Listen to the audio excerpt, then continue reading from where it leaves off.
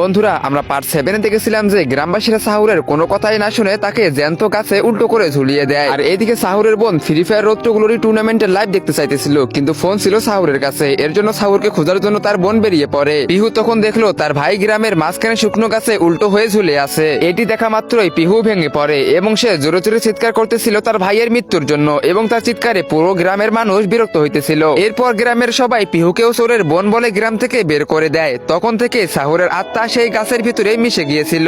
আর পিহু গ্রামের বাইরে একটি ঝুপড়িতে থাকতে শুরু করছিল। সে প্রতিদিন একটি গাছের নিচে বসে ভিক্ষা চাইতো, কিন্তু কেউ তাকে কিছুই খেতে দিত না। যখনই তার ভাইয়ের কথা মনে হতো তখন তার অনেক বেশি মন খারাপ হতো। তারপর সে ক্ষুধার্ত পেটে গাছের নিচে শুয়ে থাকতো। সাহুর তার বোনের কষ্ট অনুভব করতে পারত, কিন্তু তার কিছুই করার ছিল না। কিন্তু একদিন এমন কিছু হলো যেদিন পিহু রাস্তার সাইডে বসে খাবার চাইতেছিল, এবং তখন একটি নেশাগ্রস্ত গাড়ি আসে এবং তাকে পিষে দিয়ে যায়। তখন থেকে পিহু এক ক্ষুধার্ত আত্মায় পরিণত হয়, যে প্রতিটি গ্রামে ঘুরে বেড়াতো, শুধু একটা কথাই বলতো, আমার খিদে পেয়েছে। এসব মনে পড়তেই সাহুরের চোখ থেকে টপ টপ করে পানি পড়তে থাকে, এবং তখন সে একটি আওয়াজ শুনতে পায়। কিছু না ভেবেই সাহুর সেই শুকনো গাছের ভিতর থেকে বেরিয়ে আসে এবং অন্ধকারের মধ্যে সোজা সেই আওয়াজের দিকে হাঁটতে শুরু করে। তো গাইস, এরপরে কি হতে চলেছে? হ্যাঁ গাইস, তোমরা তো এতক্ষণ ধরে সাহুর এবং পিহুর অতীত দেখতে পারলে। এবার হবে আসল খেলা। তোমরা সেটা দেখতে পারবে পার্ট 9-এ। পার্ট 9 দেখার জন্য ভিডিওতে লাইক করে ফলো করে দাও, আর অবশ্যই কমেন্ট বক্সে পার্ট 9 লেখো। আর যারা সব পার্ট দেখো নাই, এখনই দেখে আসো।